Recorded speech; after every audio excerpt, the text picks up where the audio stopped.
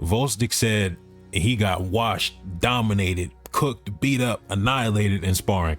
Is that what he said verbatim? No, he said he just got dominated. But let's talk science. We're going to do a mini breakdown first, look at some important sequences, and then it's going to be primarily a discussion at the end about my thoughts about this matchup, because I do think it's very interesting. So stick around, hit the like button, get in the comment section, tell me your thoughts as always. Okay, as I was watching this, one thing that stood out to me in those early rounds with GVOZDYK versus Benavidez was how easily it was when Benavidez would jump into his jab, how easy it was for him to land it. Now, when he would not set up his jab, it was much harder, but he does like this little slight level change feint, and I think it breaks the rhythm and freezes GVOZDYK a little bit, catches him off guard. Now, Benavidez isn't going to jump into his jab. Obviously, he won't have to because of the range, but also the speed and the lack of telegraphing on his jab. I think that will be enough to surprise GVOZDYK pretty consistently.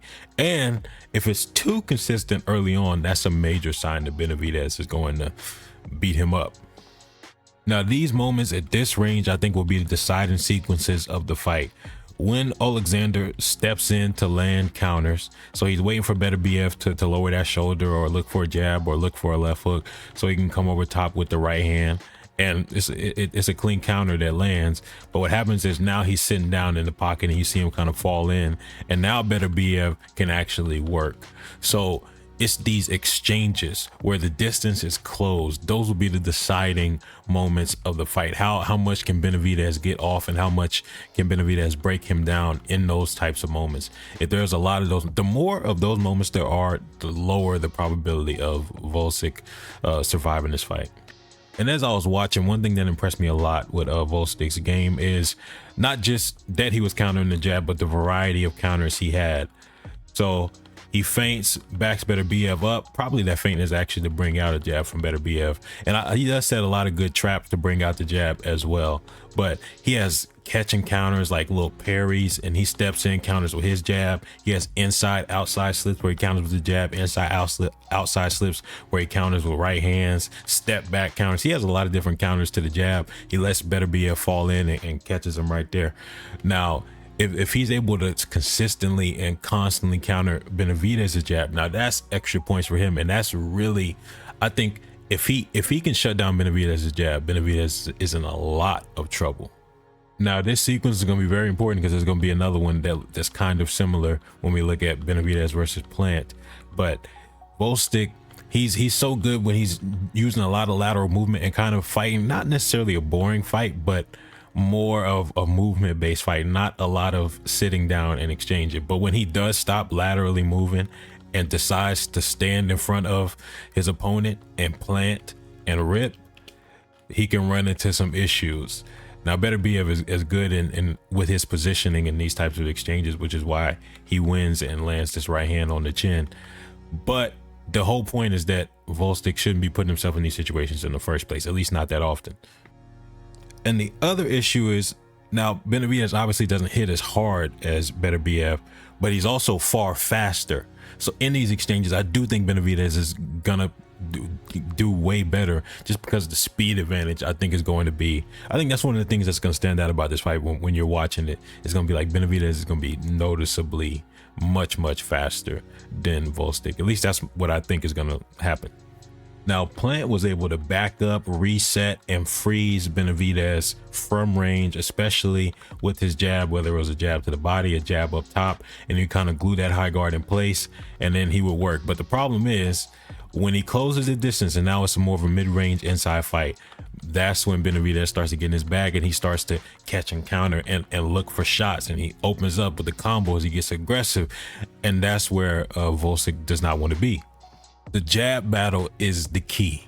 The jab battle is the key, because if GVOZDYK can consistently and constantly back up David Benavidez, back him up, make him reset, slow him down, freeze him with some jabs, then the opportunities of winning for him is looking really good. But if he can't get off those jabs, and if David Benavidez decides to walk through the jabs, Benavidez is going to eventually stop him. A very similar sequence to what we looked at earlier. Caleb Plant moving laterally, he decides to stop and plant. As soon as he does, Benavidez is waiting. Benavidez is going to be hunting. He's going to be looking constantly for opportunities. If Volsic gives him those opportunities, he's going to take it, and those shots are going to add up. And then when he closes the distance to enter exchanges, boom, Benavidez is also going to be waiting there. So for GVOZDYK, I think if he wants to secure this fight with the highest probability, he has to make it somewhat of a boring fight. A lot of movement, a lot of safety, a lot of defense first. And then Benavidez just got to do what he normally does. But let's talk. Benavidez is going to be more dangerous, and he's probably going to be faster. He's probably going to have better endurance. He's going to be healthier, hit harder, have a better chin at 175, because it is almost always the case that when a fighter who was destroying their body and dehydrating to cut weight down to a smaller weight class finally moves up, they perform better as an athlete for obvious reasons. So I expect that to be the case with Benavidez. But with that aside, this fight is extremely interesting because he's facing somebody his size, or if maybe even possibly bigger. When I was looking at the face-offs, I'm like, damn, GVOZDYK is a big dude. And then the second thing is that he's facing somebody that's going to move a lot, lateral movement, in and out movement, and early on he's going to struggle with that. He normally does struggle early on, especially with, you know, slicker boxers like Caleb Plant, Andre, so on and so forth, especially Caleb Plant. The problem is with GVOZDYK is unless Benavidez is able to catch him and start breaking him down, that movement probably isn't going to slow down that much.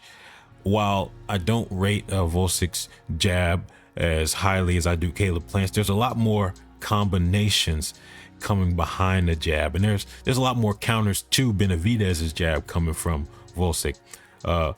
GVOZDYK's output is going to meet and match Benavidez, I think, at times. And the primary question about if GVOZDYK can win this fight is going to be in relation to his durability and endurance across the long term of the fight. If he can continue to box, move, hold up, endure, lay down scoring combinations, then he absolutely can win. He absolutely can win this fight.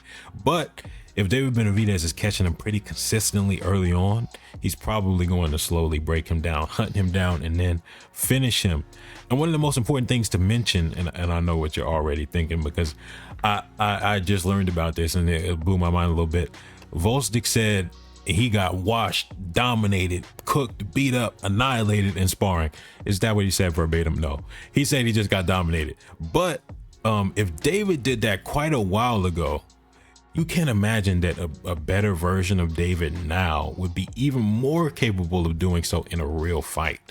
Styles make fights, and GVOZDYK seemingly has the type of style with his size, footwork, and endurance, point scoring to really outbox David. It seems like he has a good style to beat David, but maybe that speed of David is going to pose a major issue for him. And I say maybe, almost absolutely, it's gonna pose a major issue. The question is, will it pose enough of an issue for David to eventually start catching up to him and breaking him down? Now, here's what I think. I say yes, because I think GVOZDYK is going to sit down in the pocket a little bit too long and a little bit more than he should, and those moments are going to add up. And then he's going to slow down just enough for these shots to start adding up some more. And then the process is like an exponential amount of beat down. That's what fighting Benavidez, that's how it is. If you can't slow him down, back him up, if you can't hurt him, it's the earlier rounds, the damage is going to pile up, but then it's going to be more damage in the middle rounds, and it's just going to get worse, and that it's going to roll down the hill. It's going to be a snowball effect of punches and bunches. So that's how I feel this fight is going to go. I do think Benavidez is going to be getting outboxed early on, probably even more so than with Plant, just because of the volume, but maybe GVOZDYK won't be fast enough. I don't know. I think GVOZDYK should take his time if he wants to win this fight. He should not rush, because he's going to run into some stuff. Now, Tank versus Martin fight simulation coming tomorrow, and I want to get those out earlier, like a week before, more often, but this fight stuck up on me, and I thought it was happening in August for some reason, but yeah, I found out I was wrong. I'll see y'all later. I'm out.